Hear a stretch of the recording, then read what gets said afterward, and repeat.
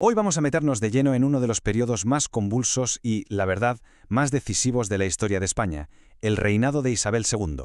Hablamos de un cuarto de siglo de luchas de poder, de intentos de construir un Estado y, sobre todo, de ese pulso constante por forjar una identidad nacional en un país que estaba en plena transformación. Y esa es la gran pregunta que enmarca todo esto, ¿no? ¿Cómo se pasa de las ruinas de un antiguo régimen a un Estado liberal moderno? Pues bueno, el reinado de Isabel II es justo eso, un laboratorio fascinante, lleno de contradicciones, de avances y también de muchos retrocesos. Para entenderlo bien, vamos a seguir este recorrido. Primero hablaremos de la reina y de la división política que lo marcó todo. Luego nos meteremos en la larga etapa de dominio moderado.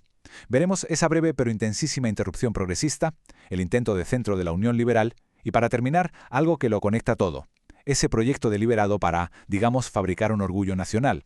Muy bien, pues vamos a ello. Para empezar, hay que entender quiénes son los protagonistas. Por un lado, una reina que llegó al trono siendo casi una niña, y por otro, dos facciones liberales que estaban enfrentadas a muerte. Ojo, ambas querían una monarquía constitucional, pero chocaban en casi todo lo demás. Isabel II subió al trono con apenas 13 años. Las fuentes nos la pintan como una mujer extrovertida, muy religiosa, sí, pero sin la preparación que hacía falta para la tarea tan enorme que tenía por delante. Además, su vida personal, marcada por un matrimonio muy infeliz con su primo Francisco de Asís, a menudo se mezclaba con los asuntos de Estado, y esto pues añadía todavía más inestabilidad a un panorama que ya de por sí era complicadísimo. Y aquí está el meollo de todo el conflicto político. A ver, por un lado, los moderados, con el general Narváez a la cabeza, que lo que querían era orden, centralismo y un liberalismo muy controlado. Y en la otra esquina los progresistas, que defendían mayores libertades, la soberanía nacional, pero la clave de todo, el punto fundamental, es que la reina siempre favoreció a los moderados. ¿Y qué pasa cuando te dejan fuera del juego político legal? Pues que los progresistas, al sentirse expulsados, recurrían a la única vía que les quedaba: el pronunciamiento militar, la insurrección. Y claro, esto convirtió la política en un ciclo constante: gobiernos moderados, interrumpidos por estallidos revolucionarios. Este ciclo nos lleva directamente a la etapa más larga y seguramente la más definitoria de todo el reinado: la década moderada, que va de 1844 a 1854. Es aquí donde se ponen los cimientos de esa España liberal pero conservadora. Lo interesante de esta etapa es que nos muestra un plan muy coherente. Los moderados querían orden y control desde Madrid. ¿Cómo? Pues centralizando el poder, nombrando ellos mismos a los alcaldes, creando un sistema de impuestos más eficiente para el Estado y buscando la paz con la Iglesia, firmando el concordato, que por cierto paralizaba la venta de bienes eclesiásticos. Y ojo, que también impulsaron una reforma fundamental, la Ley Moyano, que establecía la enseñanza primaria pública y obligatoria. Estaban literalmente construyendo un Estado a su medida, ladrillo a ladrillo.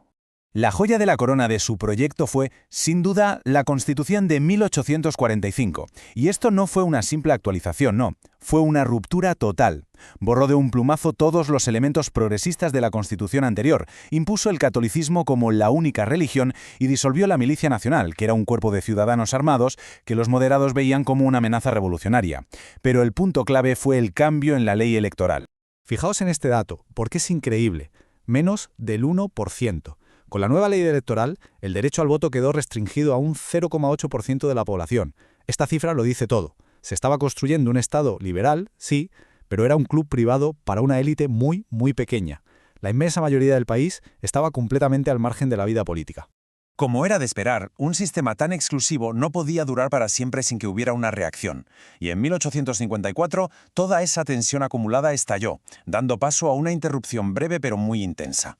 En 1854, una mezcla de descontento militar y revueltas populares por la subida de los precios y la corrupción, pues provocó la caída de los moderados. La reina, forzada por las circunstancias, no tuvo más remedio que llamar al líder progresista, el general Espartero. Pero claro, gobernar fue otra historia. Durante 2 años, en el llamado bienio progresista, el gobierno se enfrentó a una crisis continua: inflación, huelgas, conflictividad social. La situación se volvió insostenible. A pesar de su vida corta y agitada, el bienio progresista dejó una huella importantísima: la desamortización de Pascual Madoz. Esta ley puso en venta las tierras comunales de los municipios. Fue una medida que reconfiguró por completo el mapa de la propiedad rural en España y tuvo un impacto económico y social gigantesco. Tras el fracaso del bienio, parecía que ni los moderados puros ni los progresistas puros eran la solución. Así que, como pasa a menudo en política, surgió una tercera vía. Y esa tercera vía fue la Unión Liberal, liderada por otro general, Leopoldo O'Donnell. La idea, en teoría, era brillante: crear un gran partido de centro que cogiera las ideas más pragmáticas de ambos lados para traer, por fin, estabilidad y progreso.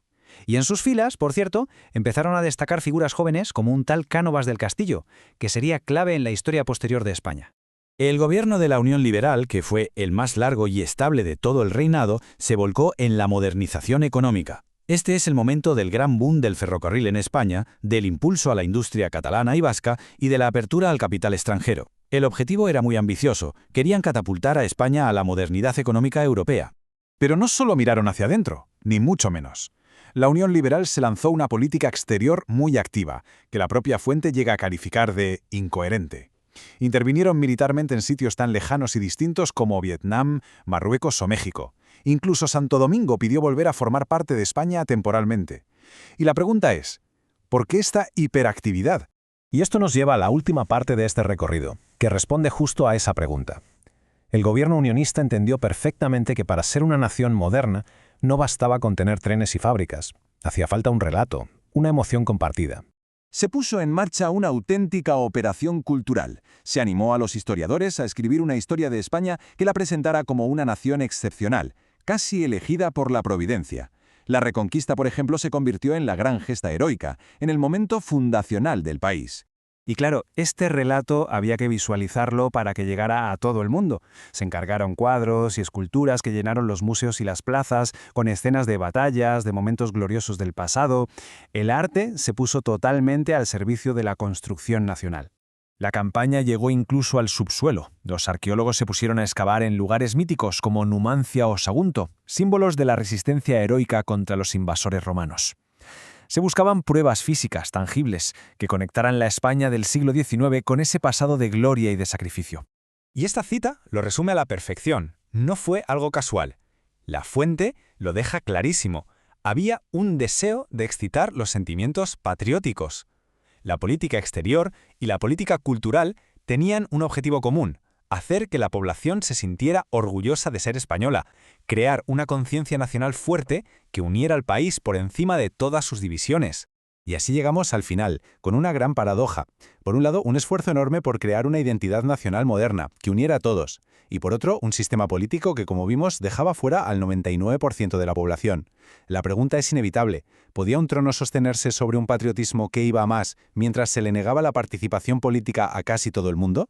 La respuesta llegaría en 1868, con la revolución que la destronó. Pero esa ya es otra historia.